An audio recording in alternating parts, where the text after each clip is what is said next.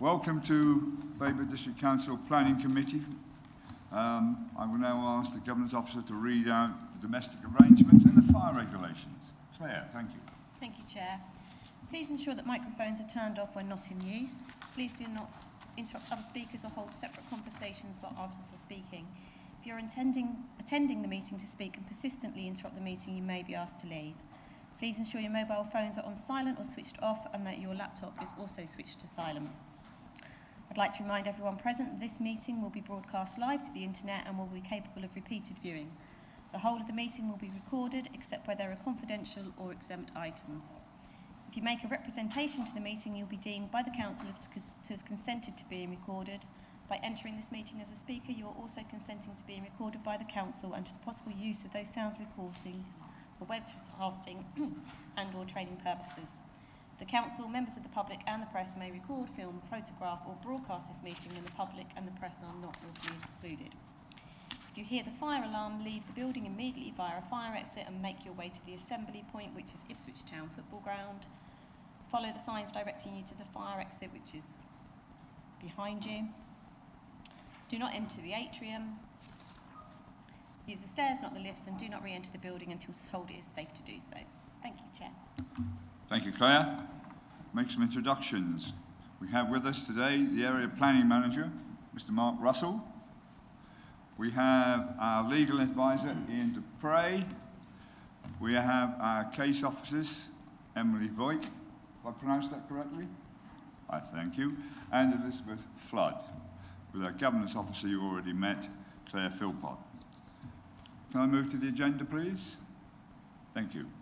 Do you have any apologies for absence? Yes, Chair. We have apologies from Councillor Davies and Councillor Busby is substituting. Councillor Holt and Councillor Clover is substituting. Apologies from Councillor Maybury and Councillor Rees is substituting. And apologies from Councillor Wyman and Councillor Parker is substituting. Blimey. At least it's the veterans returning, isn't it, lads? Thank you. Declarations of disclosable pecuniary interest and other registrable and non-registrable interests by members. Are there any to declare? Chair, am I switched on? I will just mention that you, Mr. Chairman, very sensibly asked my advice earlier in the week, and I believe it's the applicant in the Bentley case happens to be an organisation that the parish council that you're chairman of, which has no business in this committee today, had some dealings with. And my advice is that I'll discuss with the officer, my colleagues, whether anything needs to go in the minutes, but my advice is that you don't have any interest to declare or any worry, and it doesn't, I think, applying the common sense and common law test of bias, I don't think it crosses the threshold. So we will, if you feel comfortable, Chair, we'll proceed. Thank you very much. Any other declarations? Any declarations of lobbying? No. Declarations of personal site visits? No. Right. Moving on. Confirmation of the meeting held on the 29th of November 2023.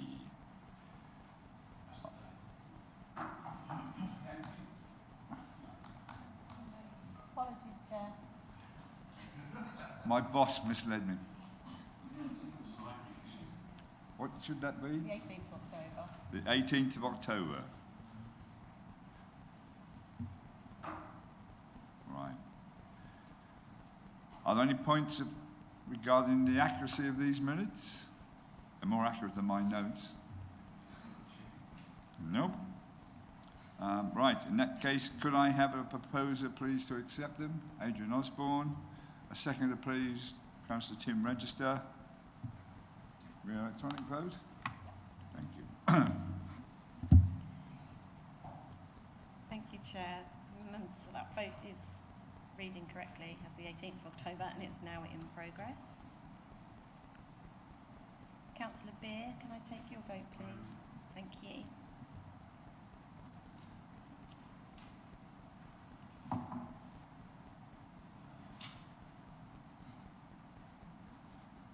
Councillor Rees, have you managed to log in? I've logged in, but I haven't got any votes.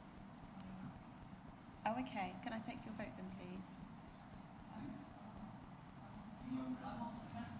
So you're abstaining, are you? Thank you.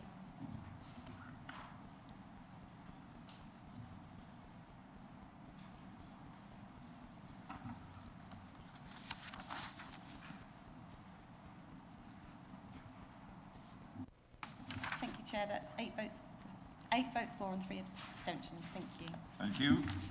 Minutes have been accepted. Okay. I will sign them after the end of the meeting. Any notification of petitions? None received, Chair. Thank you. Site inspections. Any requests? No requests. No requests. Thank you. Moving to the schedule of planning applications. We start off with DC 2303652, land east of Cape Road, Bentley, Suffolk. Councillor Busby, you're not sitting as a ward member, you're staying as a member of the committee, aren't you? As the ward member. That's correct, Chair. Thank you. Right. Can I now invite the case officer, Emily, to present the scheme to the committee? Thank you, Emily. Good morning, members. This application, DC/23/03652, at the site addressed as land east of Capel Road, Bentley, is an outline proposal for 24 dwellings, which includes 8 affordable units and public open space. Access is to be considered, but the matters of landscaping, layout, scale and appearance are reserved.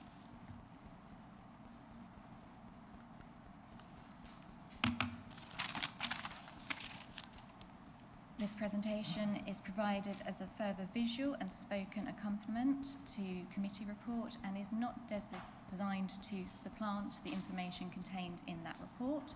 It is intended to provide members with an introduction to the application and as a springboard for discussion of the information in the report, of points raised by speakers and in other representations. Since the publication of the committee report, please be aware that public reconsultation closed yesterday on the 28th of November in respect of the additional information provided by the agent and the revised indicative proposed site layout plan, which had the pedestrian connection to the public footpath 55 adjacent to the site removed. Those who responded had made representation before and did not change stance. So today a total of 14 public representations have been received, with 12 objections, 1 support and 1 neutral comment made. Reconsultation responses have also been received from the Council's Arboricultural Officer, raising no objection to the proposal subject to their conditions to safeguard the trees to be retained on site. An additional objection from Bentley Parish Council has also been received in regard to the housing needs assessment supporting this application. They have supplied us with a list of unbuilt and extant planning permissions for new housing within Bentley that is proposed to meet the 52 houses identified to be needed for the area. These comments have been tabled as papers for your consideration.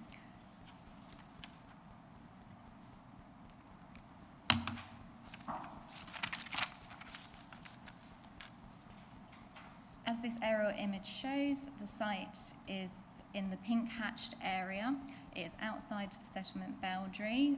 The line in brown is the boundary drawn by the previous local plan of 2006, which has been brought forward into the joint local plan under the policy SP03 for spatial strategy.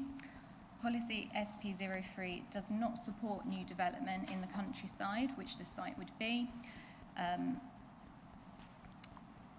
There are only a few limited circumstances under SP03 where such development would be allowable. Those would be if the site is allocated already, or is in accordance with a made neighbourhood plan. The development accords with paragraph 80 of the MPPF, or the development accords with another policy within the joint local plan that would allow that development to take place in the countryside. The green dashed lines you can see there are the public footpath network running through the countryside. The green line adjacent to the site boundary there is public footpath 55 that I previously mentioned, which is now taken out of the proposed indicative site layout for the scheme.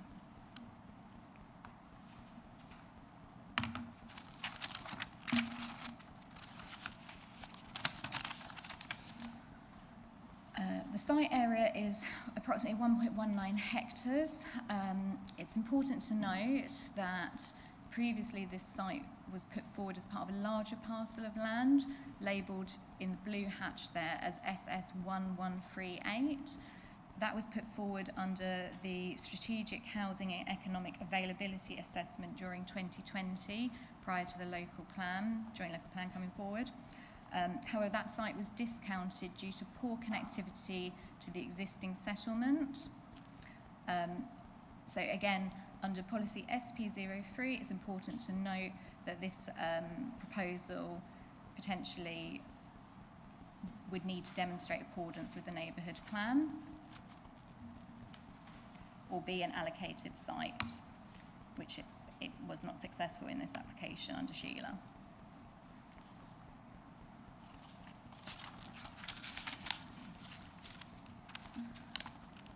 For this application, a proposed connectivity plan has been submitted to support, and it highlights the relatively few services available within the village of Bentley.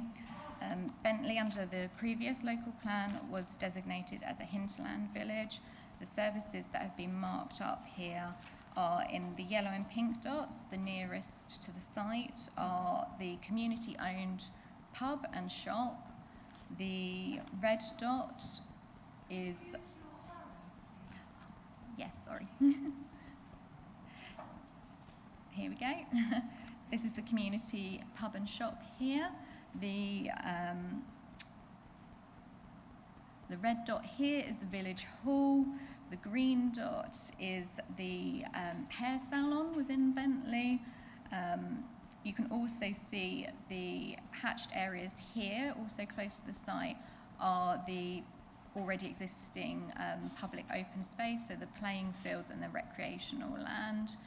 Up here, more distant in orange, is a primary school.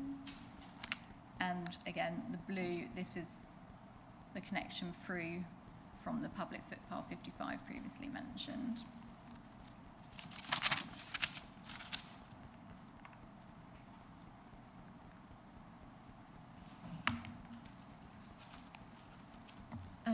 From the existing site plan and photographs, you can see that the land is laid out in 3 parts. So it was formerly used as a fruit farm and is presented as vacant land in the application. The area closest to the Capel Road here has several rows of stakes set out for growing of vines. Those are still in place and can be seen on this photograph here of the site.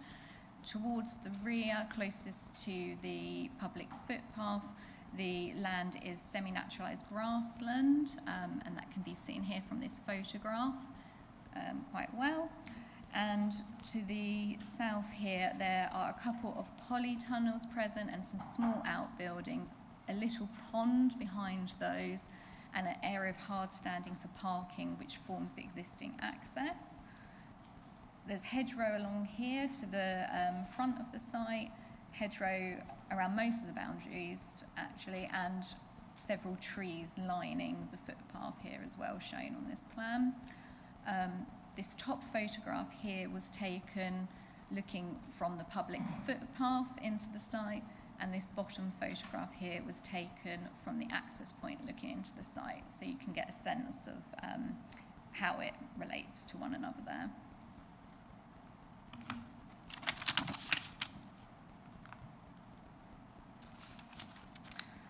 An indicative proposed site layout plan has been provided for this application and shows the housing tenure and mix, although the layout and scale are matters reserved. The housing ranges from 4 beds towards the front here to 2-bedroom bungalows and 1 and 2 bedroom flats. The asterisks mark the 8 affordables that are proposed, and this site layout suggests that they would be located towards the footpath in a cluster here. So there's a row of terraced 2-storey houses, the 2 flats and another terraced house, and another couple of semi-detached houses ranging from 3 bedrooms down to obviously the 1-bedroom flats there in the affordable range.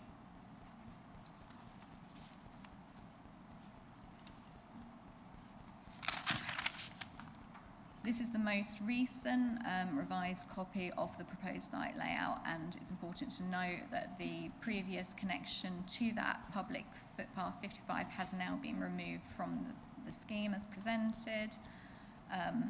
The access is shown to be relocated here, and the introduction of a new public footpath adjoining to the village is shown on this site plan.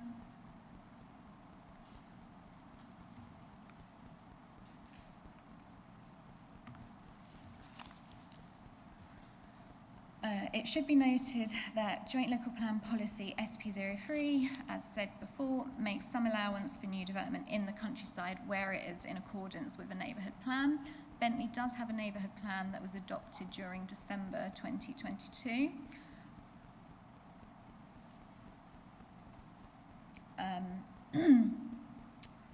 This includes Policy Ben 1, which allows for a raw exception site to be come forward for affordable housing or a community-led housing scheme, and that would allow for development in the countryside if those expectations were met from the policy. It's important to note that this is a market-led housing scheme as proposed, whereas this policy is requiring the market element to be subsidiary to the affordable element. So far the scheme does not demonstrate accordance with policy Ben 1 and therefore would not accord with policy SP03 either.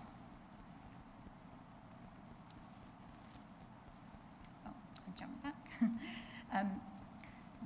This policy map here from the neighbourhood plan also shows some features of local for context. The purple dots here show buildings of local significance. You'll note there's 3 quite close to the site area, and again the green lines, which are dashed this time, show what is considered the vegetated boundary of the village, and then the largest public open space adjacent to the site here should be noted.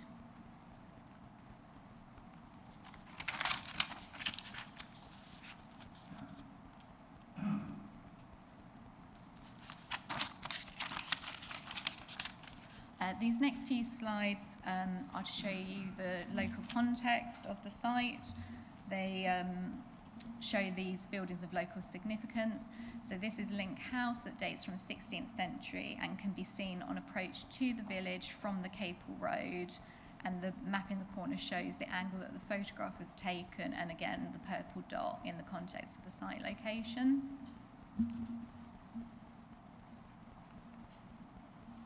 So that was the first building you see when you enter in the village from Capel Road. This building is the community-owned pub, also a building of local significance. The case is altered. It also hosts the community stores, and this photo again shows with the map the location of the building.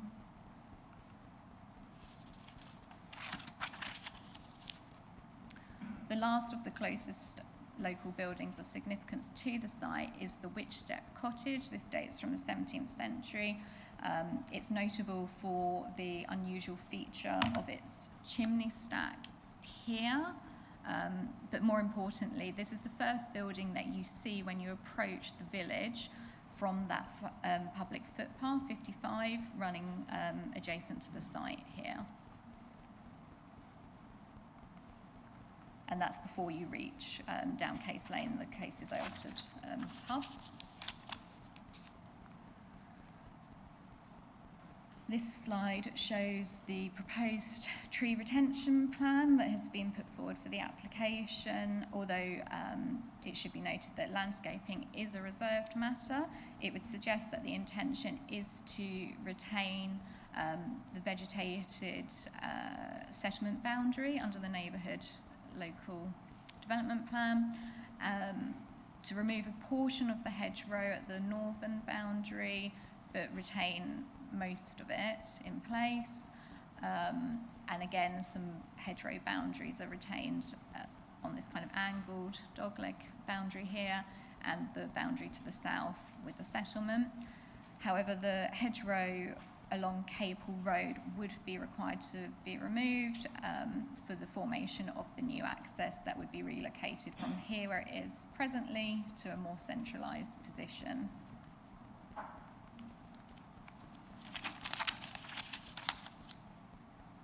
This is what it would look like in context. So this is the hedgerow that is proposed to be removed from the site boundary with Capel Road.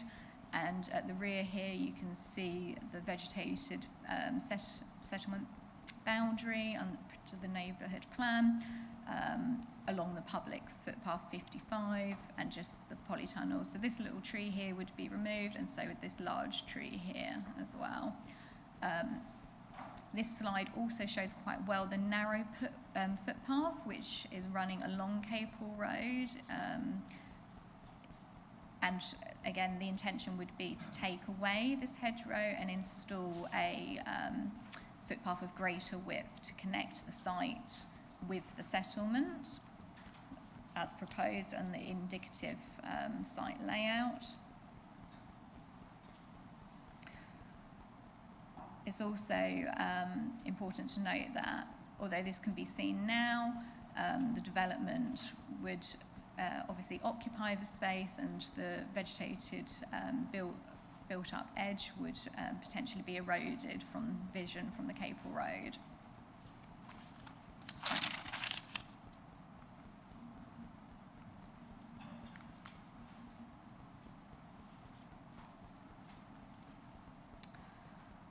This is the indicative proposed site layout plan for the public open space for the scheme. 0.12 hectares for the 1.19 hectare site have been put forward in two areas shown here, the more central area and the linear park adjacent to the footpath here. The Public Realm team have indicated through consultation that this provision is undersized but would be accepted by them, with some reservation about how usable this space would be.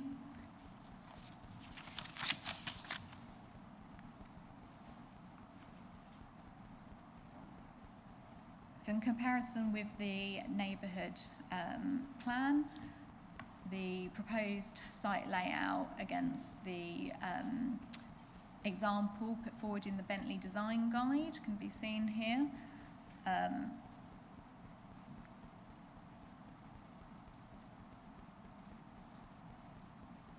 It's evident from the quantity of 24 dwellings proposed that the scheme would represent overdevelopment of the plot, and it has been not shown due regard to the design guidance put forward in the neighbourhood plan.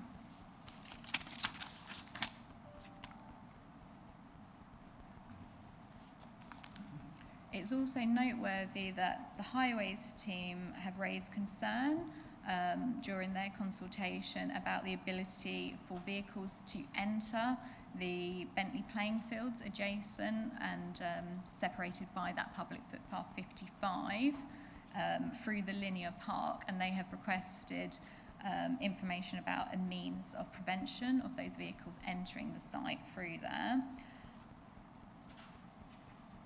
The agent has indicated that that could be addressed under a reserved matters application, but a holding objection is in place from the Highways team for that concern and some other matters of clarification at the moment. This photo was taken from the Capel Road looking into the site. When it was taken, there was a vehicle already present within there, but I'm not sure how that came to be.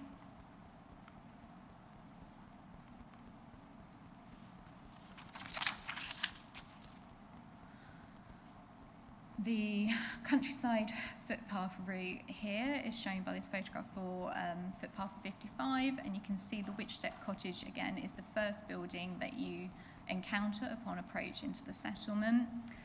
On this side is the site boundary, and here is the other access through to the Bentley playing fields, public open space. The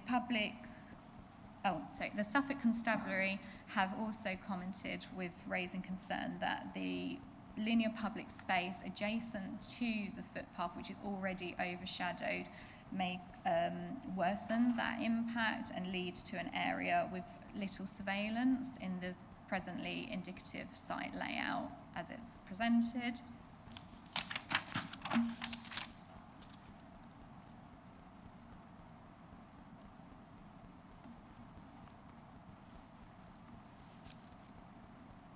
The applicants have also put forward indicative design precedents for the appearance of the development.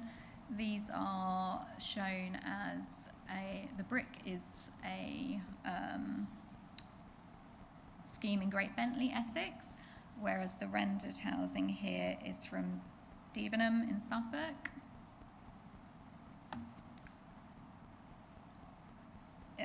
Again, it's important to note that this suggests that the development could take a more traditional, vernacular-looking appearance, although that matter is reserved.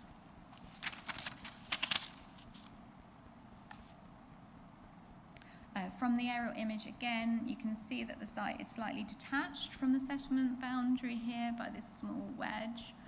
And it is noticeable that in recent years, linear development has changed to the north of the site, along Capel Road, outside of the settlement boundary, which has resulted in character variation between the countryside housing and that of the settlement, which is much denser and especially more prominent towards the eastern end of the village there. The site acts as an important breaking point between the encroaching linear development from the Capel Road and the historic buildings we saw there, and the more kind of lower density end of the Bentley settlement.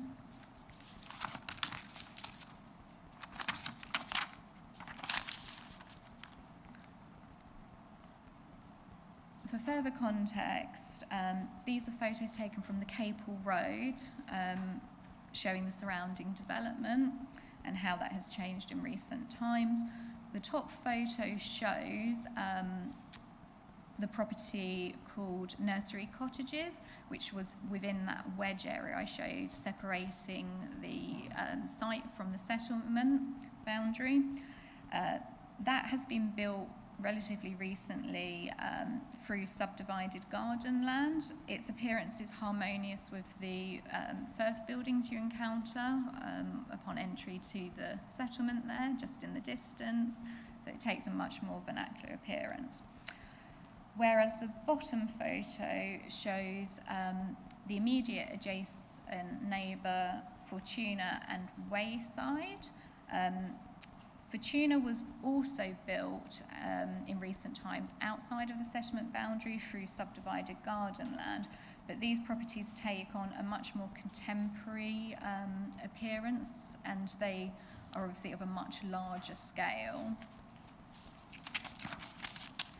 Typically, these are also set back at a greater distance from the road as you move along the Capel Road here.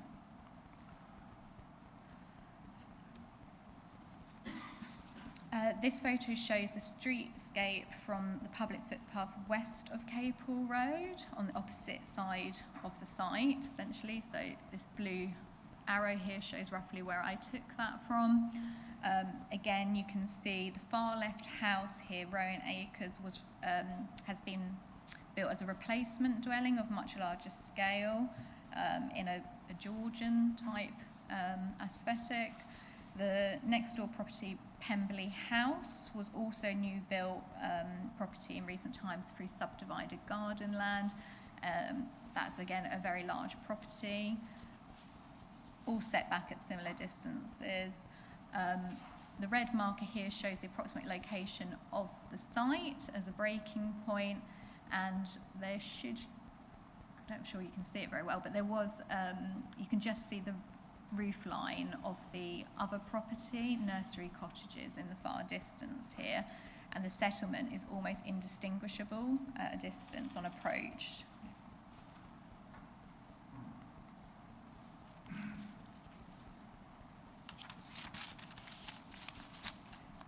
This is the view from the road in the opposite direction towards where the site is. So here you could just about see Fortuna in the distance, and again this is Nursery Cottages, the new built property that mimics the pattern of development from the settlement. So the site is about here, and the 24 dwellings could potentially disturb this gentle and gradual transition to the settlement, seen with the older buildings moving further towards those which we saw earlier, which are the ones of local significance. In fact, I think the first one we looked at, Link House, it starts here. And here is the turning head for Babergh Road as well, another one we'll look at in a minute. Babergh Road here, along that turning head, is mainly just bungalows of 20th century building. These are particularly low-lying, so from afar, approaching the settlement, the built-up area is indistinguishable, although these are quite regimented and densely packed in.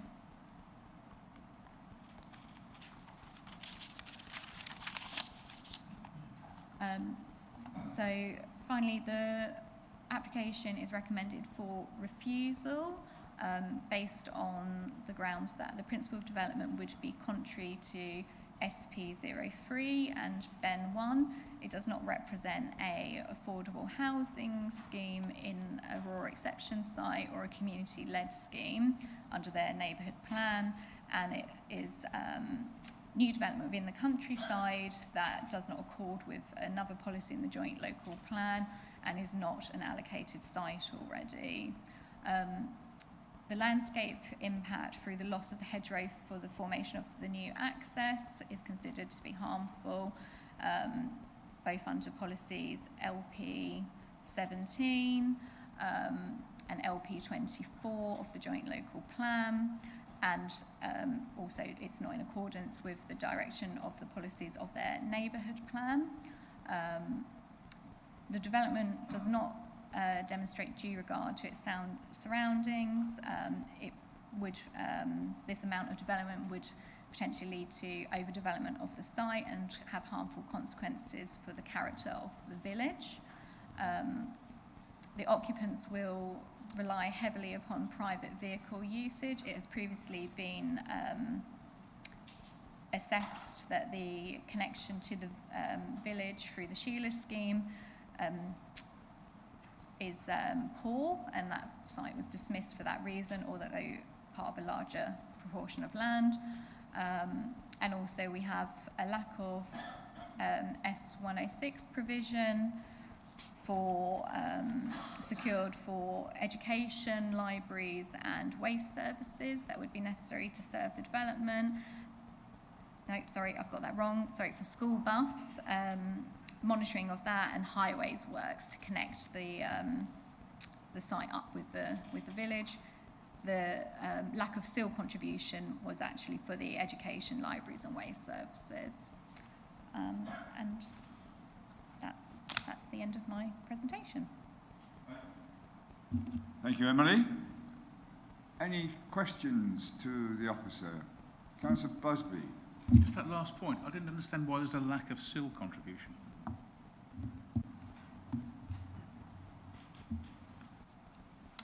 That should say lack of rams, actually, rather than sill.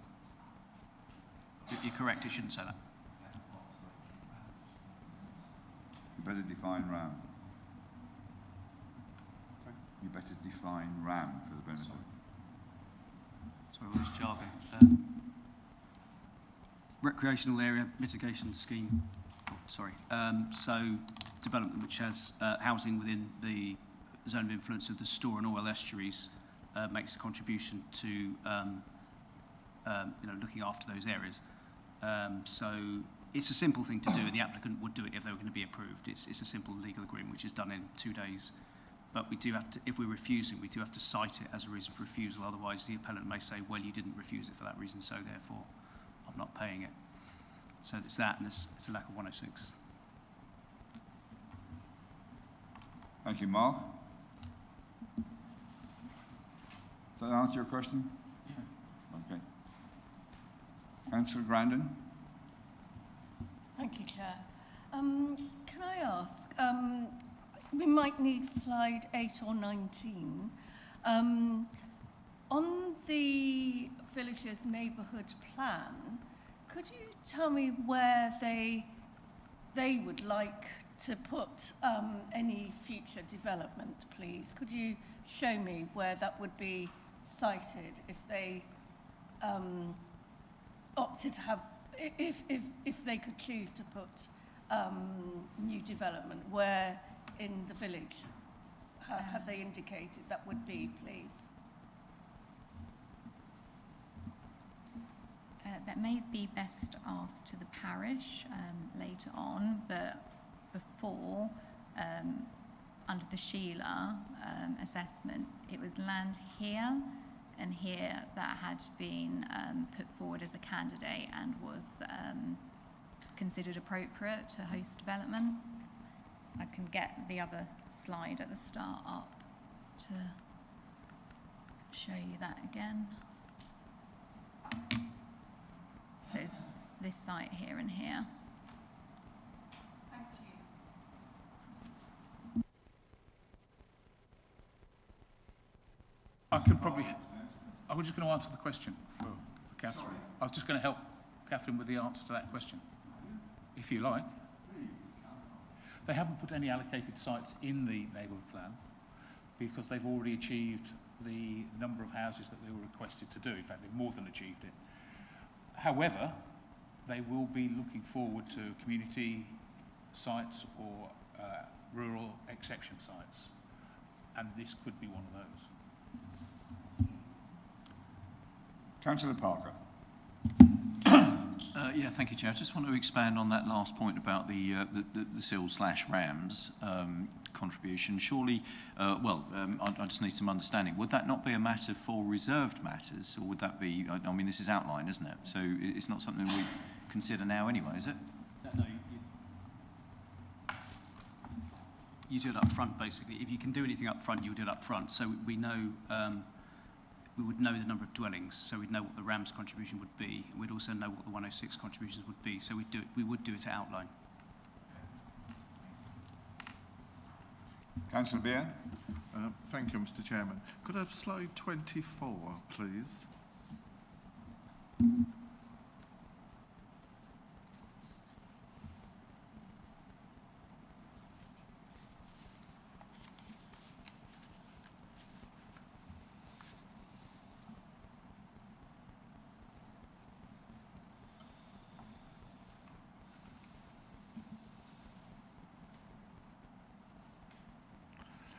Thank you.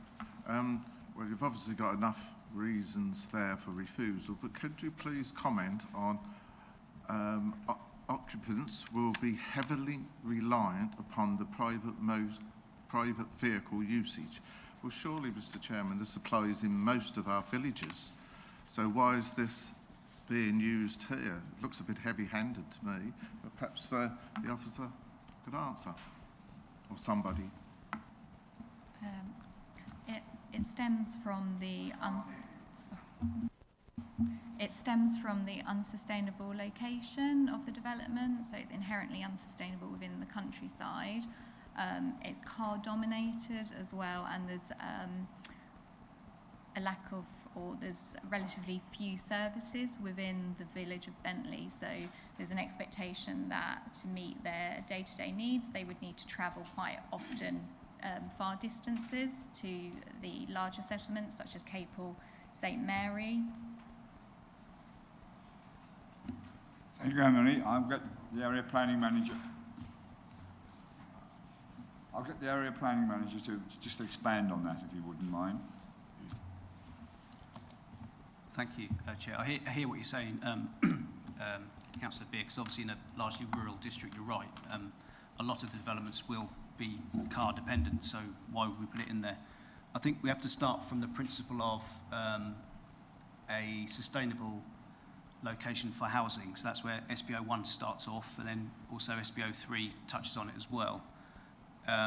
There are, as the case officer said, a few facilities there, so the likelihood is that the occupants would be needing to use cars. And we're starting from the point where we just put housing in settlement boundaries as per SPO 3, and we don't put them in places where we don't think they should go because we think people have to use the car the whole time.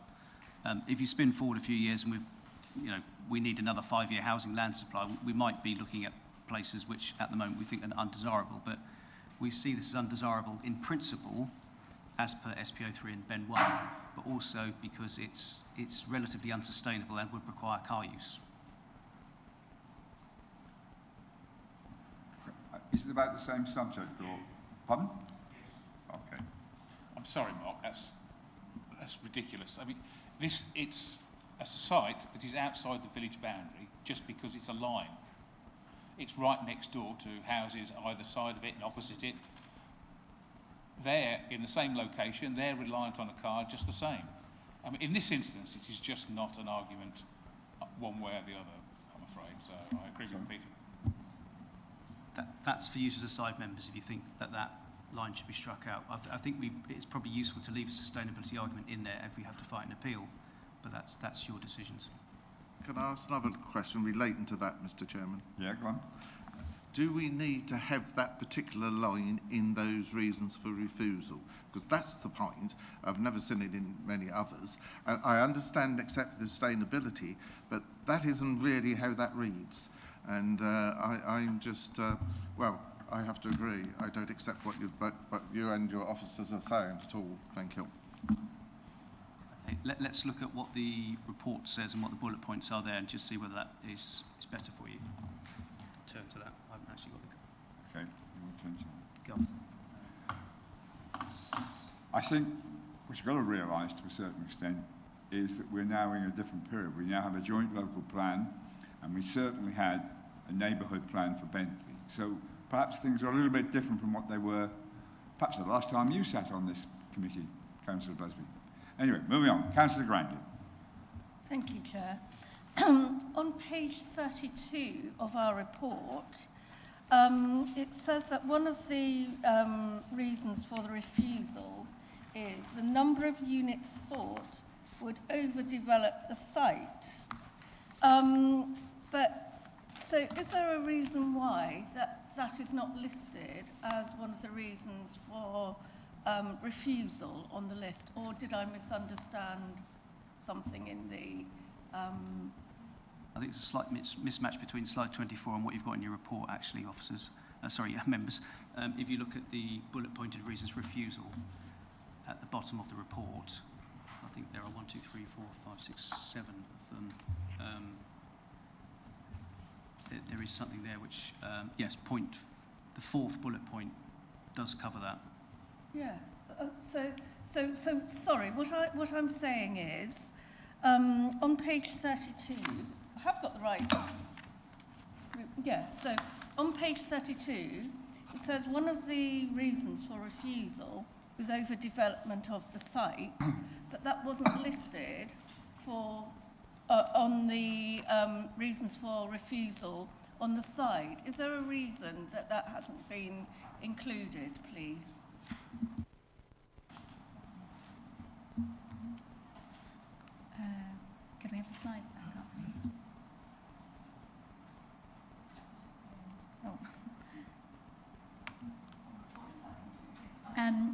It was covered more in a character sense from the development does not demonstrate regard to its surroundings. So a holistic design sense is what that was for that short bullet point. Just to clarify, Sorry. I would turn to the report. What it says in the report, those are the proposed reasons for refusal. Oh, are they? Those 7 bullet points. Yeah, that was a sort of a version of, but it strays a little bit from those exact bullet points. That is the recommendation. So when you're voting, look at the report, and I can read them out if you want at the time of voting. I think But that would be those are the helpful reasons for later. refusal. Yes, because, yes, thank you. That would be helpful. And because that to me seems one of the obvious points, but I was surprised not to see it on there and thought there must be a reason for it. Thank you.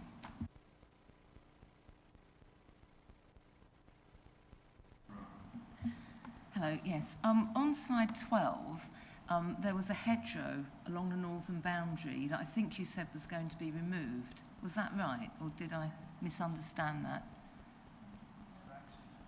Was it for access along? I was just, wondering. I know the boundary along the road was going to be removed for the road into the housing, but the very northern.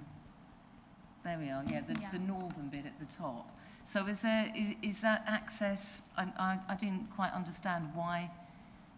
It would be reduced slightly. Oh, it would be reduced, not removed. Okay. So there's still a little bit of green there, which is existing hedges to be retained. Yeah. The arboricultural officer within the tabled papers does comment, I believe, on this. It was either them or the place services team that it would be a good thing to do to cut back the hedgerow. It's in a poor state of condition, so it would be a good opportunity to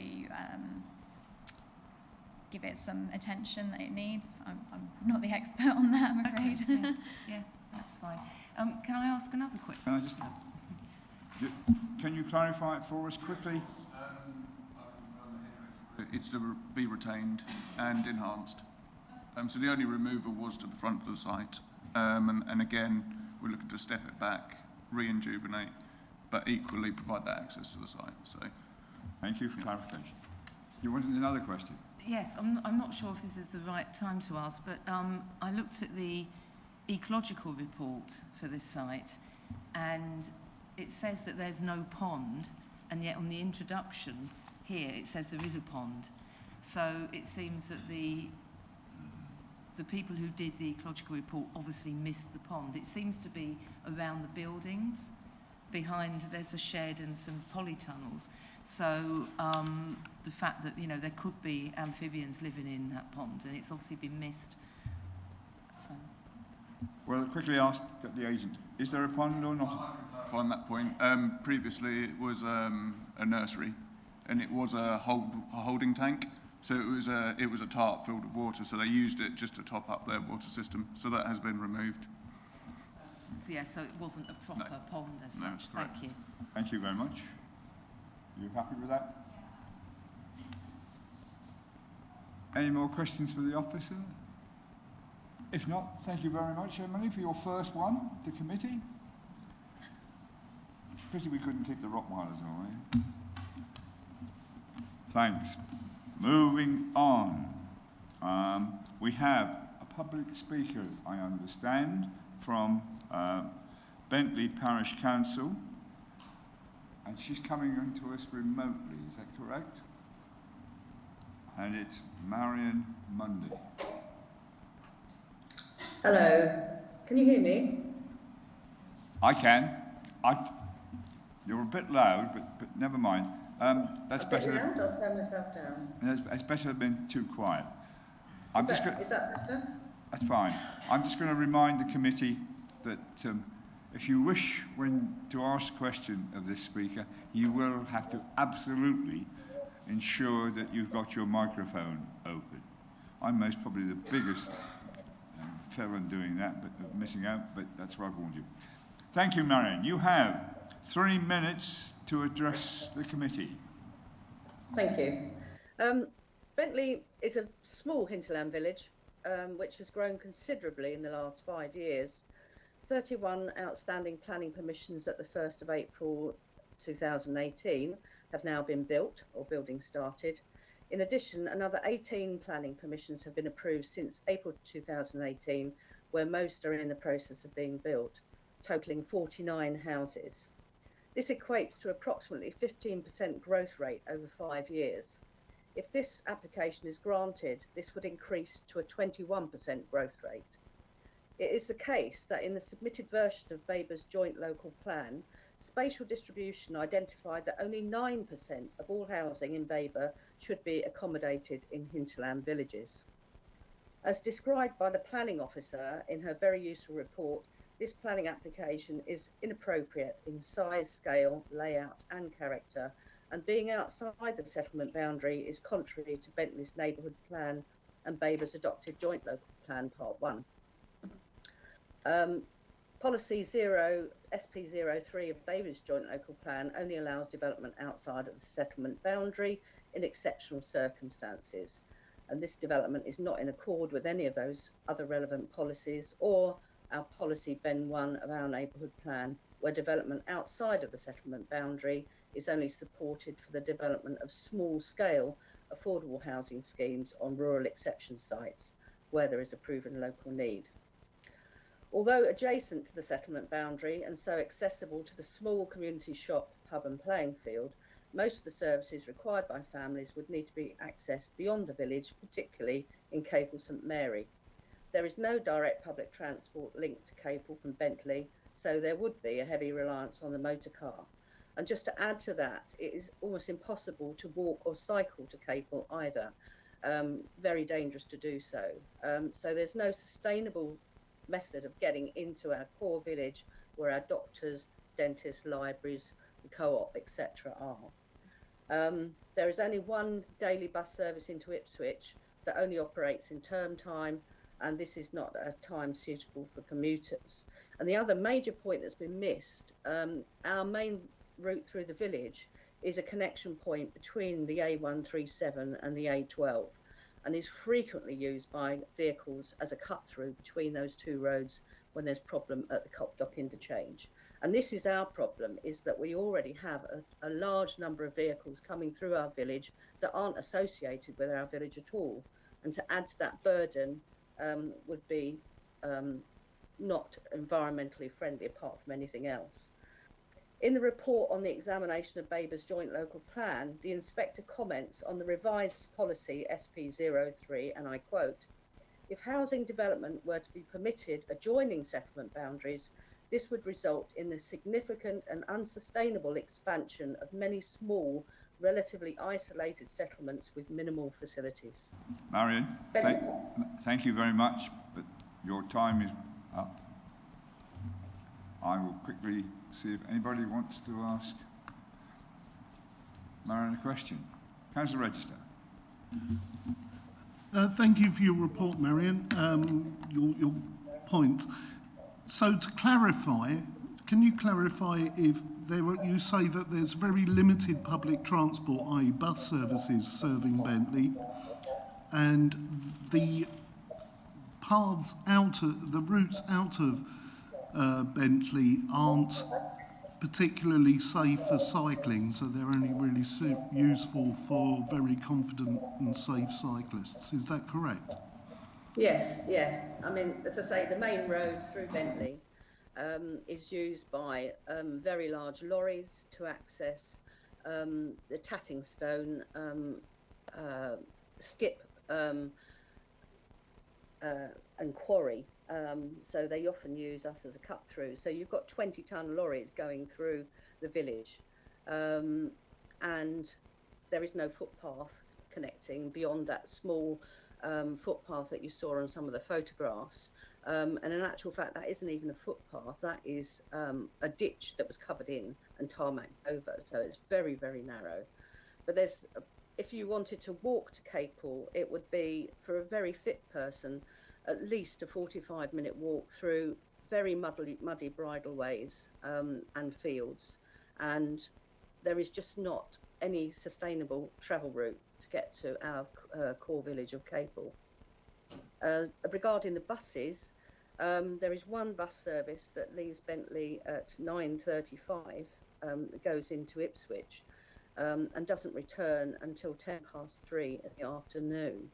So clearly it's of little use to commuters. We have people working in London, commuting into London, who need to drive to Manningtree Station, for instance. There's no way of getting to any sustainable travel hub from Bentley without getting in a car. Thank you very much. Thank you. Any more questions? No? And thank you, Marianne. Thank you.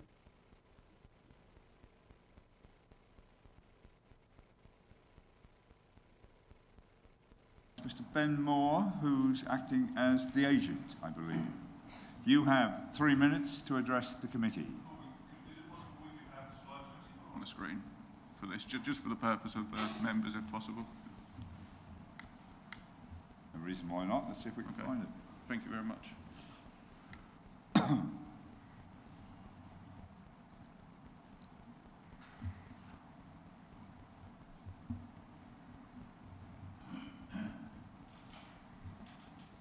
Okay, Thank you. Your time starts now. Perfect. I'd like to thank all the members here today for attending and the councillors. As you're all aware, the development's for 24 units, which is inclusive of 8 affordable homes, which have been identified in the housing needs assessment undertaken by Pioneer. The applicant has extensive experience in providing affordable homes through both development and direct to the housing association, so is familiar with the requirements and needs, and it would be in their best intent to deliver the scheme in ordering to provide the housing need. The site plan aims to provide continuity in the frontage to the southwest, fronting the highway, infilling the larger houses to the north, and providing pedestrian links to the main village. Larger dwellings are sited to the highway frontage to sit well against the large existing properties along the highway, which echo the linear development. Behind this is a green public open space that forms the centre of the site. The north of the site is designed to allow the shared surface to provide a quiet and overlooked public realm. A mix of house types are proposed to aim to give a mix that will be positive contribution to the housing available in the village. This will also offer improved connectivity to the existing village. If we could just refer to slide 4 on the screen, whilst we appreciate the proposal is contrary to SPO3 and BO1, it does offer 8 affordable housing to the village. And what you need to consider is there's not many companies which have come forward to offer this, and it needs to be balanced by market housing. Although the site is outside the settlement boundary, it abuts one side of the proposed development and it isn't detrimental in its proposed location. There are no technical reasons to refuse this development. The public benefits of development outweigh the harm. There are no allocations and no homes currently coming through which offer this number of affordable units in Bentley. Our applicant will of course be pleased to offer any RAMs and seal contributions and similarly provide 106 allocations on approval of this scheme. And it's finally noted the connectivity and use of vehicles. The development is on the outside of the village and has great connectivity to the A12. Thank you very much. Thank you very much. Are there any questions for the agent? Councillor Beer. Just to clarify, you said 8 housing needs. You did the survey? Or Pioneer, so we had a specialist housing needs assessor undertake a report for us, and they've identified 8 houses that are required in Great Bentley. And so they are needed at this particular time? That is what the housing needs assessment has identified, yes. Thank you. Councillor Carter. Thank you. And just to re-clarify on that point, what is the breakup of the affordable homes? Are they? It's as demonstrated in the site plan. If you just bear with me a second. So the affordable housing which we're proposing are 3 beds, 2 number, 2 beds, 2 number, 2 bungalows, 2 number, and 2 one-bedroom flats. Sorry, that was my bad. I more meant, is it affordable? Is it shared ownership? There's a mix. So there is a mix of allocations in there. Unfortunately, I don't have it's a hand, but there's I think there's one of each category. So as a minimum. Thank you. Thank you. Councillor Glover. There's no way of guaranteeing that these will go to local people, I don't think, is there, with affordable housing schemes? Unfortunately, that's not for me to answer that question. But certainly there's a need identified, so I'd expect that there would be either downsizing or for families. Thank you. Thank you.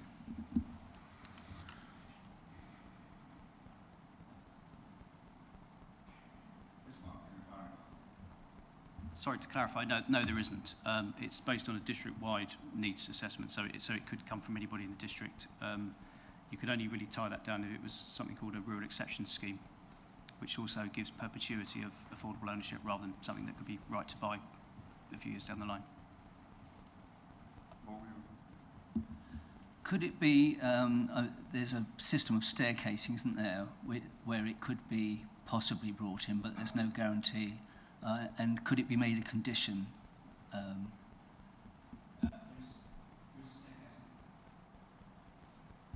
There is a staircasing option, but it's not necessarily always used on these schemes, and it couldn't be conditioned, though. It'd have to be part of 106.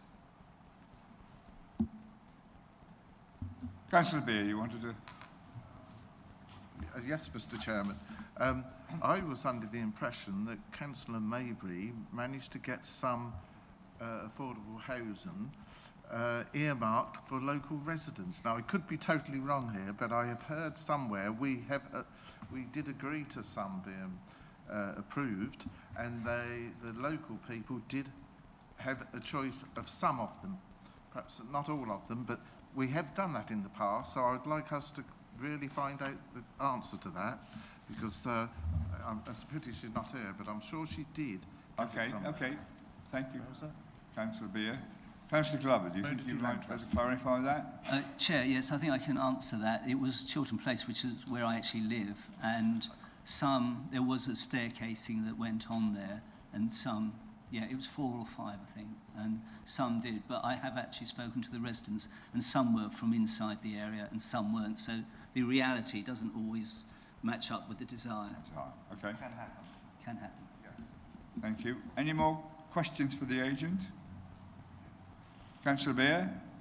If that was the case, and we asked for them to award housing needs to local people first, could we put could we have X amount guaranteed, 3 or 4? I don't know if that's possible. I'd love to say we'd be pleased to, but ultimately it would come down to the 106 agreement. Yeah. No, we can't. The often quoted Chiltern case, I've spoken to the strategic housing officer about this. It was a little bit irregular what happened there. I think after committee it was, the Chiltern case was unusual. I don't know how it happened, but it did. And I think 4 or 5 houses were secured. And I think, having spoken, I don't believe any of them were taken up by locals. I could be wrong. The way that was done was a little unusual, and I wouldn't use that as a precedent for any future cases. Okay, well, hang on. Question to the agent. Are you saying it's not within your power to do this? Unfortunately not. Okay. Does that answer? Well, yes, that part does, but following on from what the Chief Planning Officer said, if we've done it somewhere and it was reasonably successful, wait a minute, because my colleague here who lives there says that he'd spoken to some and they did come from inside the district, I don't think we should just decide that we can't investigate this, because it's not acceptable, Chief Planning Officer, to say, well, that was something that was done and we don't quite know how and we're not sure that was such a good idea. It was a good idea because some local people did get houses. So I'm inclined to think that we need more information on this. Councillor Beer, I'm going to stop you there. I'm going to say, are there any more questions for the agent? Because that's not a question for the agent. If not, thank you very much. Thank you. Let you sit down. Councillor Beer, if you want to raise that matter, raise it during debate, I think. Thank you. I will do, but I was responding to the Chief Planning Officer's comments.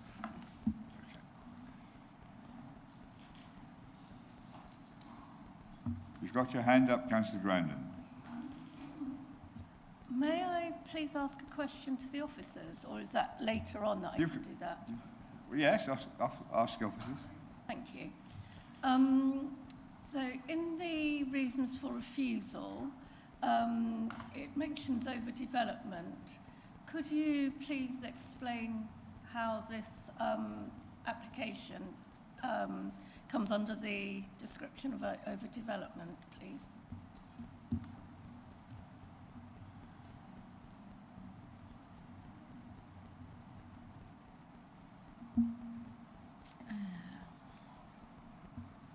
So I think the overdevelopment was tried to be captured within development does not demonstrate...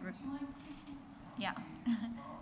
The overdevelopment reason refusal has been tried to be rephrased within the development does not demonstrate regard to the surroundings. So if you go back to...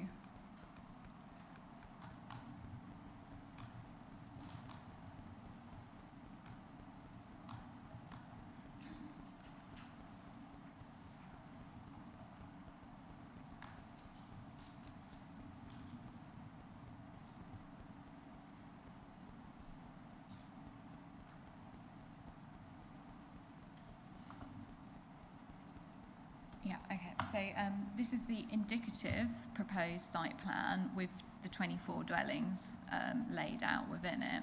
Place Services Landscaping have commented saying that this is a compacted site layout, and they have indicated that this is quite a dense scheme that does not correlate with the surrounding development particularly well.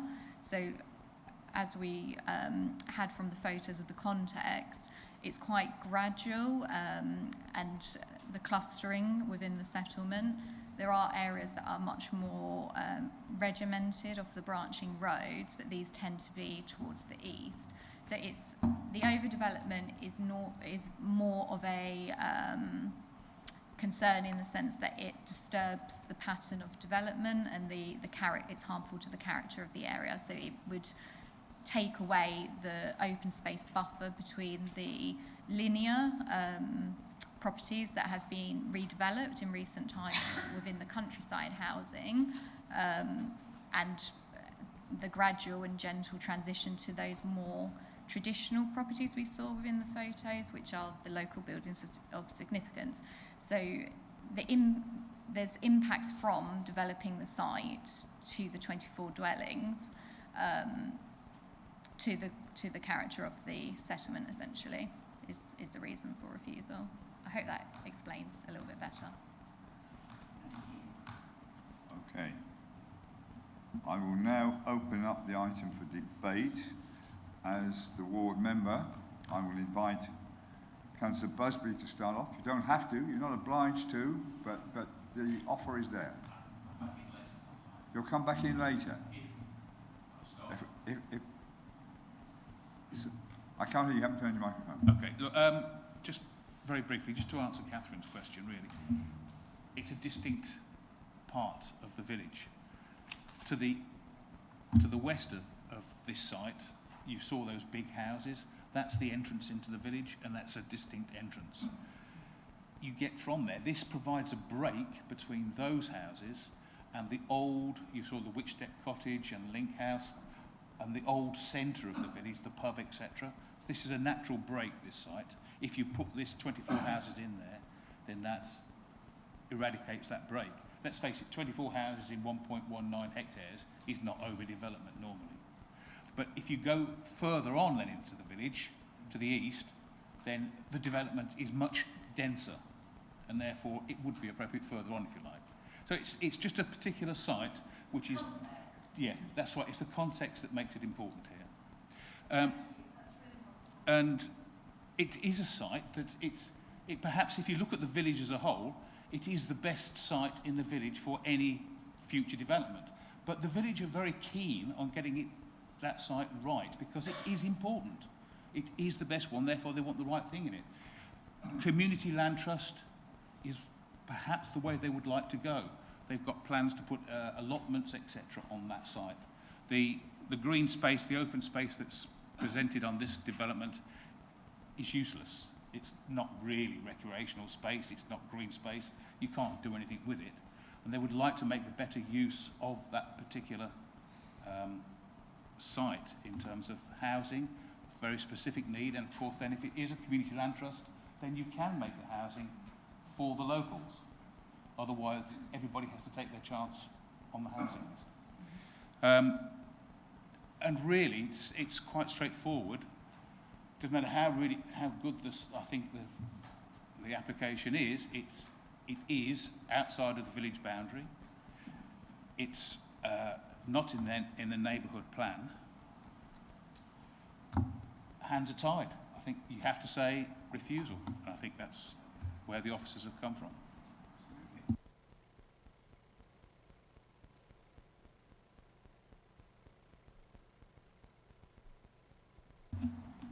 Thank you. Who's next? Councillor Parker.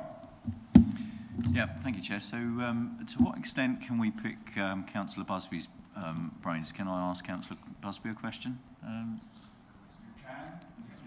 the Chair, is that all right? So, because fascinating listening to my colleague on the left here as well about affordability and listening to yourself about community land trust and all the rest of it. But actually, how relevant is any of this? Because I know ownership isn't a particular issue, but who actually owns this land? I mean, if they want to put a community land trust together, can they do that anyway if they don't own this land? And similarly, I suppose, to Councillor Beale, I suppose it's laudable and we absolutely should be looking to provide affordable housing above all else, in my opinion. But actually, it's largely irrelevant on this application, is it not? Because this is an outline application and we can't give any guarantees as to what might come forward anyway. So there's 2 points there, but I wonder if Councillor Busby could answer the first point, please.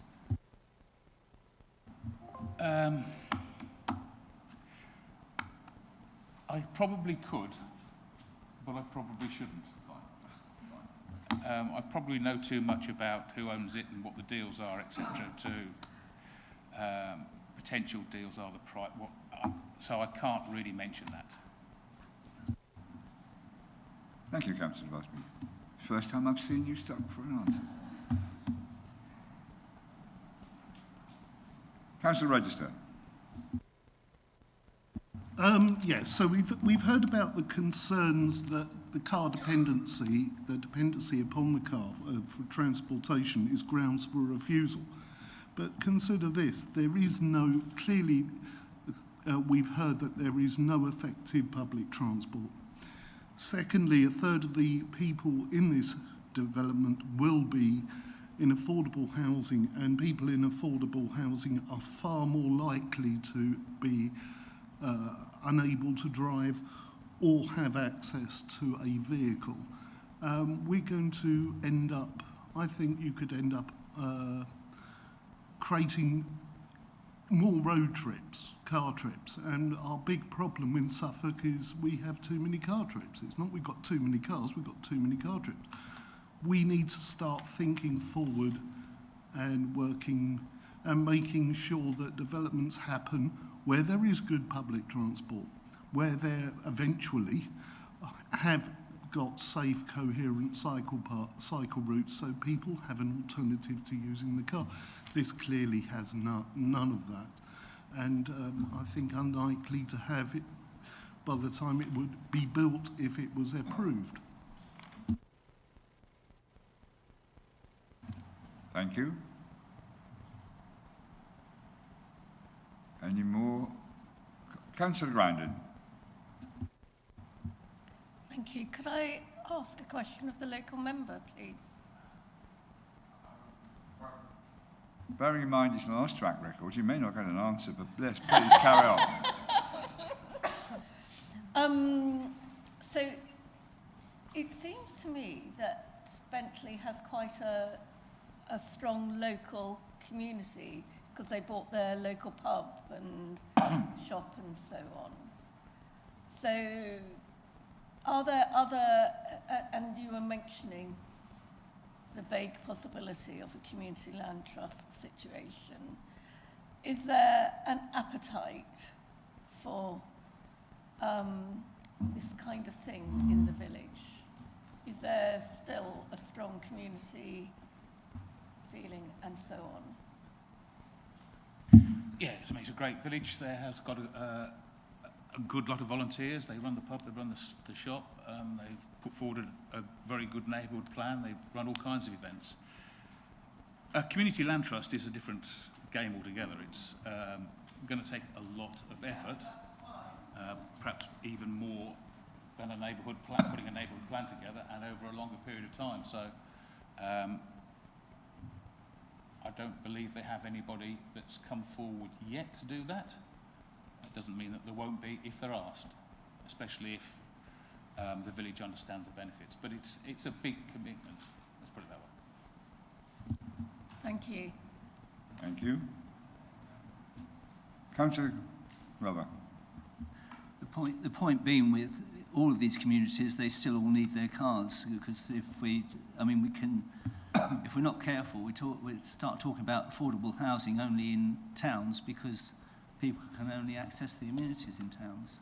So I think that we have to be careful there. But I think community-led housing project could be a way to go. But again, by its very nature, there would be people with less means to travel by private vehicles.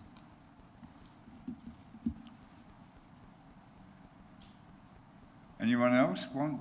Councillor Beer, go on.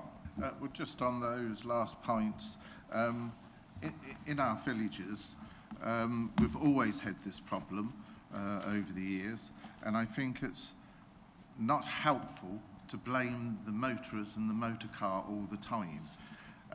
Cyclists and pedestrians, yes, have a right to use the road, and I'd be the first to advocate that. But to suggest or to imply that affordable homes in the villages can only go to people who've got motor cars or haven't got motor cars isn't right either. And I would have said that if we could have get people in the villages to use the local facilities if they're available, that is a good way forward.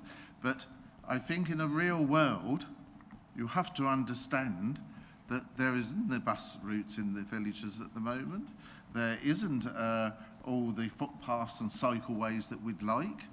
And if you think that this sort of thing helps bring that forward quickly, you're greatly mistaken, because it doesn't. It's got to be worked out with infrastructure and developments in these villages to help provide some of these. So I do think it's not right to constantly knock the motorists and the motor car. Thank you, Councillor Beer. Are there any more comments? Anybody else? In that case, Councillor Parker.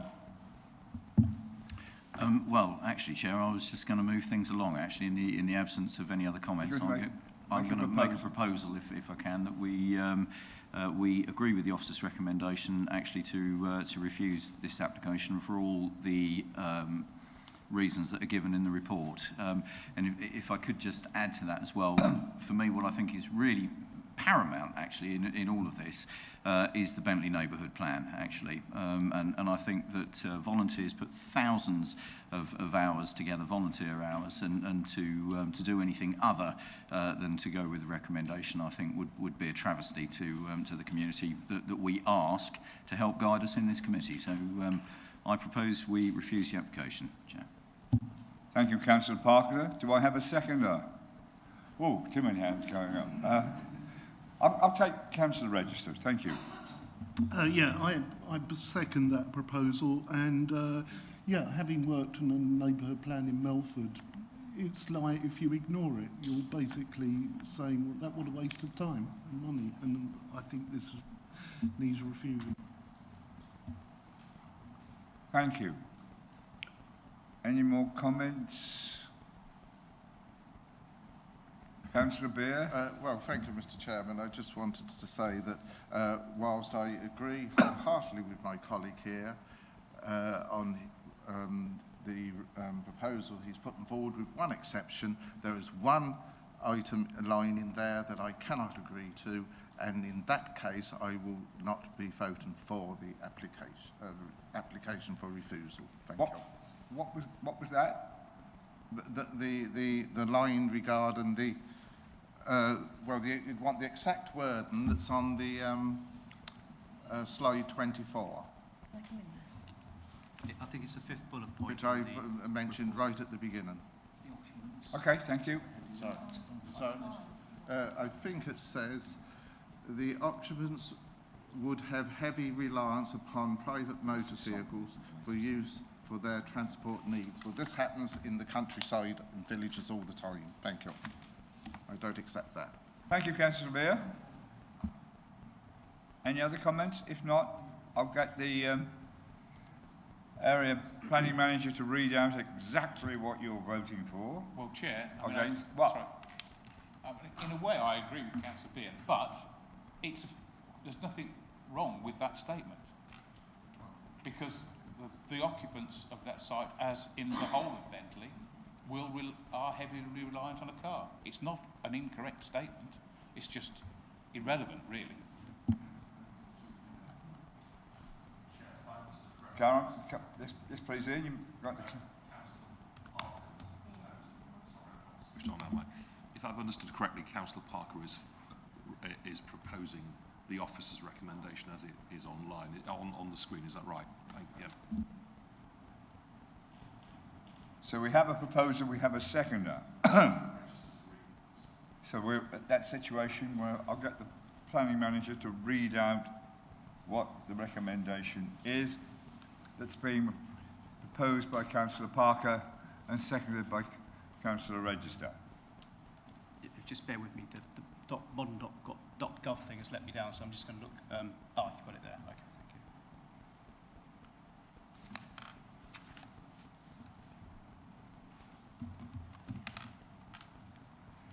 thank you. Okay, so the recommendation is that the application be refused, as it is proposed new development within the countryside, contrary to, it says emerging here, but contrary to JLP policy SBO 3, because obviously it was changed, it was adopted in between times. The second point is the proposed new development is outside the settlement boundary, poorly connected, does not represent either rural exception site for affordable or community-led housing under neighbourhood plan policy BEN 01. Third point, does not relate well to the village's existing pattern of development, and the new built form result in the closure of an important gap in the streetscape that would be disrespectful to the historic environment, namely the nearby listed pub, The Case is Altered, which is not considered to be in accordance with our policies. The fourth point, the number of units sought would overdevelop the site and in effect elongate the settlement. The existing settlement boundary at the west would then be entirely diluted and indistinguishable. Therefore, the new development would diminish the local distinctiveness of the village by not paying due regard to the scale, form and nature of adjacent development, and therefore does not comply with policy. Fifth point, the occupants would have a heavy reliance upon motor vehicles as their main transport need. Sixth, the proposed new vehicular access would require the loss of countryside hedgerow. Seventh is the lack of a RAMS contribution. And finally, it's the lack of 106. So it does say seal here, it shouldn't do, that's lack of 106. So it's largely as written on the report with those errors that I've pointed out as we've gone through and changes as we've gone through. Is that clear? Are there any doubts at all? Councillor Parker, is it clear to you? You're the proposer. That is clear. Thank you. Thank you. Councillor Register, you're happy with that? Yeah, that is clear. Thank you. Right. I will now ask Claire to open the electronic vote. Thank you, Chair. Members, that vote is now in progress. So just to remind you, you are voting for or against refusal of the application. Councillor Beer, may I take your... Yes, because of condition 5, I'm against the refusal. Thank you. Councillor Rees?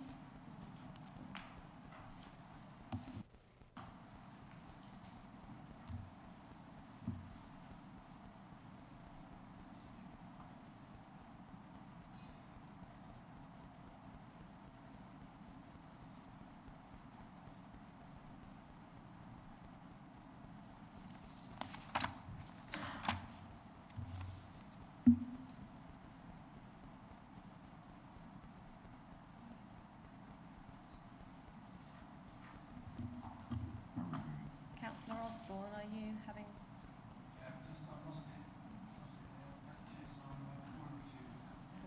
Thank you. Chair, that's 10 votes for refusal and 1 against. Thank you. 10 votes for, 1 against. Thank you, everyone.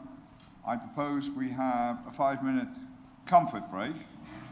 And that's not time to have a picnic or to go and have a coffee spree. Please, can I have you back here no later than 11:10. Thank you.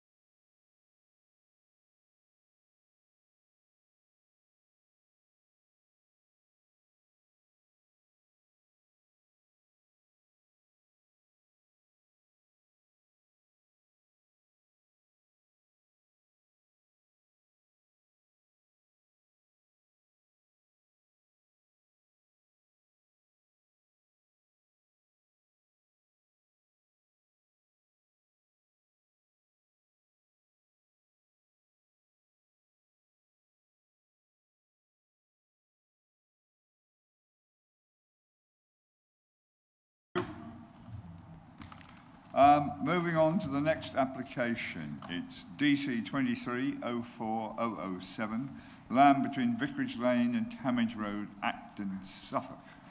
I will now ask the case officer, Elizabeth Flood, to introduce the planning application to us. Thank you.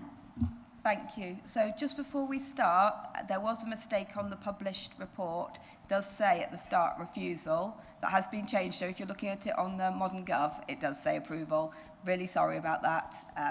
But yeah, it is. We are recommending approval for this one. On that point, Mr. Chairman, I'd read it there in the papers, and at the end it says approval. Yeah. And knowing Elizabeth, she's very efficient. But who's responsible for that? Because when this gets out to the public, they pick these papers up or read them. Pardon? Absolutely. So if it's a printing error, that I can understand. We'll have to find out for you, Councillor Beer, and come back to you. Councillor, I signed it off. I did spot the error. I'm quite sure it's not the officers at fault, but somewhere along the line, this let the establishment down, and it shouldn't happen. Thank you.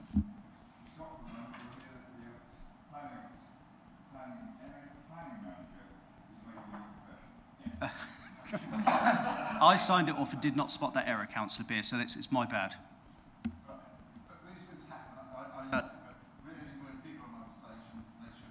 Yeah, it's happened a couple of times in the last few years, but yeah, it shouldn't, but yes, apologies. I do, yeah.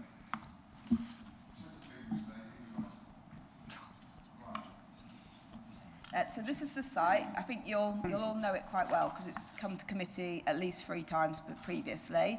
It's the development for approximately 100 homes. It doesn't look like that anymore. Sorry.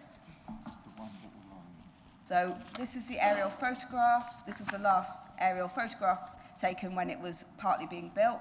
The development's all been built out now. It's fully occupied, and the developer has left the site. The key things here are the suds basin. That's the revised suds basin, and located here is the area of public open space, and the little area of playground is located in here, the play area. So again, site location plan. That's the constraints. There aren't any constraints really on the site. So this is the key thing.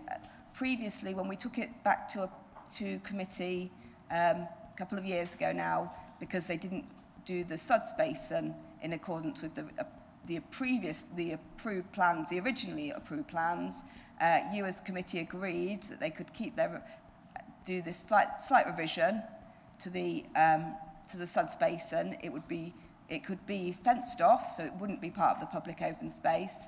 And as compensation, the developer agreed to 4 extra pieces of play equipment. So this is the play equipment that was originally approved and is in place. And then these were the 4 pieces of additional play equipment that were proposed. And we just included a condition to require details so that they could change them slightly if they needed to, depending on which manufacturer and so on. So this was the approved equipment. So there was a little climbing frame, another bit more substantial climbing frame. This one had a slide. Then there was a roundabout, and then there was another sort of climbing net. So that was what was proposed, and it was as compensation for the loss of the play area, open space, not play area, but the open space within the development. So since then, the developer no longer wants to do those 4 pieces of equipment. So what they've asked is to vary that condition to provide 1 piece of gym equipment on the site next to the existing play area. So just here, and you'll see a picture of that. So that would be some sort of elliptical bike. Yeah, I'm sure you know this sort of outdoor gym equipment is quite popular now. And then separate to that, they would also provide another piece of equipment located here, and then 1 right at the top of the village on the village playing field. And then separate to that, Acton Parish is going to put a fourth piece of equipment up by the playing field. So in effect, you would get a fitness trail. So you would start here or the other way around, do some exercise, then walk or run to the next one, do some more exercise, and then you can go either route up to the sports field, and then there'll be two pieces of equipment up there.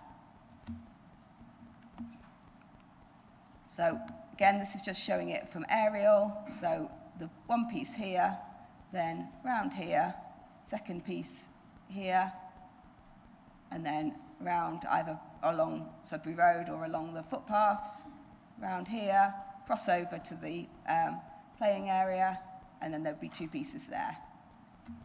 And also, can't quite see it on here, but the main playing field for the village is just, yeah, you can just sort of see it. It's just down there next to the primary school. So there is another playing field, another play area.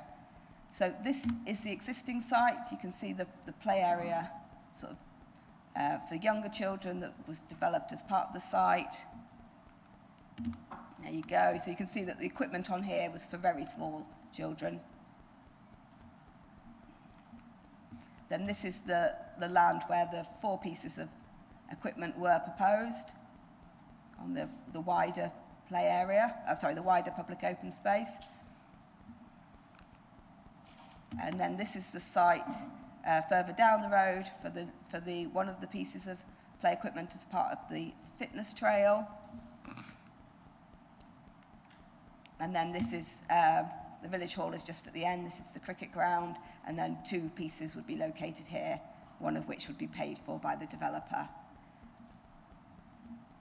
And then finally, this is the village playground as it is. There's a sill bid which I believe has been approved, so there will be some more play equipment up here. This is a really comprehensive play area. So the recommendation is of approval. What we have said is that we can require the developer to provide all three pieces. We can't use a Section 106 agreement because they don't own the land, it's off-site. But we feel that if we use a Section 111 agreement, we will have, it will be a contract. It's not as strong as the Section 106 agreement, but it would be sufficient to really hope that the developer does do what they've said they would do, and that is a material consideration. It should be said that the fitness trail, although there are some concerns about it, it is what the parish want. They did do an action plan, and one of the things that action plan they went to the public, and one of the things that people asked for was a fitness trail. So that is what is provided. So it's a compromise. There will be less on site, and so there'll be less play equipment for the people on the development. They've lost some of their public open space, but it will provide a gym trail, which is what the parish and certainly some parts of the community want. So it's quite well balanced, but we think on balance it's probably acceptable in this case. But this is sort of quite exceptional circumstances. It's not something we want to see very often. And it should be said that there is a small play area on the site, so we haven't, it's not like they haven't provided anything on site. So I think that is everything, really. Thank you, Elizabeth. Have we any questions for the officer? Councillor Busby. On page 41 of your report, there's a table under 2.9 which talks about the costs. Yeah. And the original proposal, the cost to the developer was 22,000? That's what I've estimated. Okay. And what we're looking at now is 13.5? Yes. I.e. the two? Yes. I mean, why don't we just say the developer should cough up 22 grand and give it to the parish council and they can buy what they want and put it where they like? That's not what's been offered. What's been offered, and also the developer has control over the Tamage Road, so they'd have to put that one in because they own that land. It doesn't belong to the parish. What we've been offered is what's in front of you, 3 pieces of play equipment. Yes, the developer's probably pleased that they're going to have to pay less, but there are community benefits as well.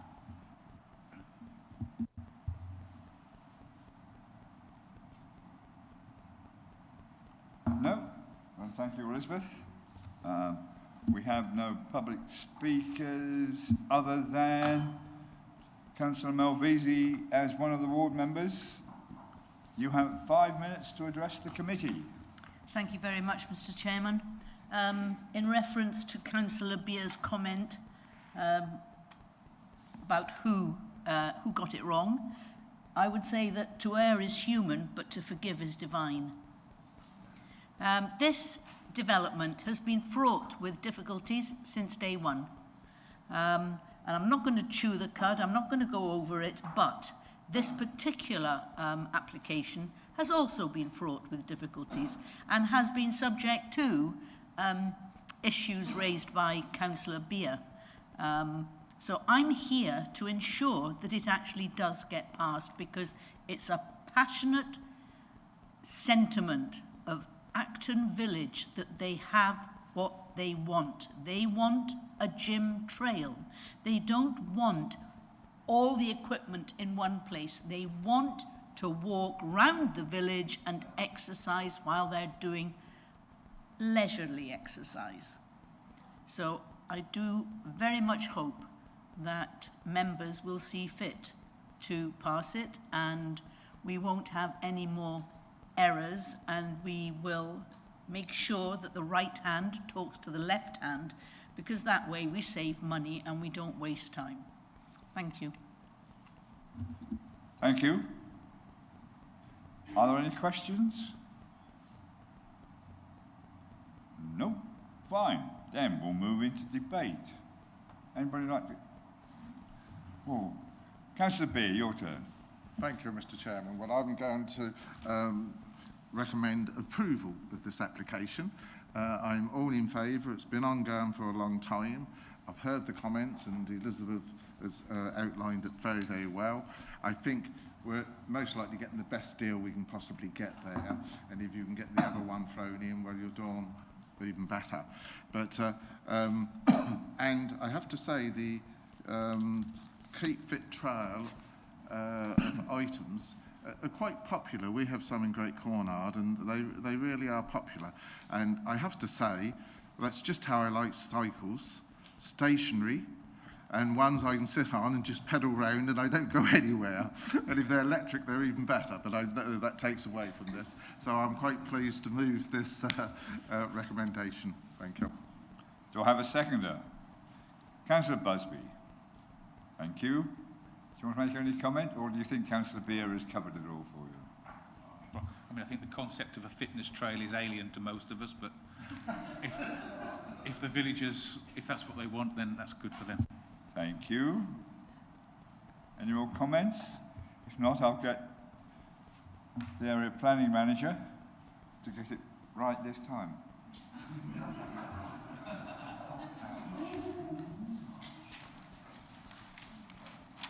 I have a confession to make. I was the one who discovered it.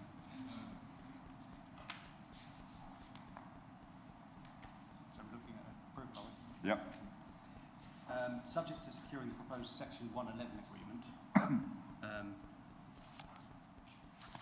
Get these out. In terms that are satisfactory to the Chief Planning Officer, that the application under Section 73 for DC 220164 variation of Condition 1 be approved. That is relating to approved plans and documents, and Condition 4 relating to play equipment approved for the following reasons: provision of the fitness trail is a material consideration which outweighs paragraph 135 of the NPPF. Thank you, Mark. I will now ask Claire to conduct the vote. Thank you, Chair. Members, that vote is in progress. Councillor Beer. Thank you. Councillor Rees. Thank you.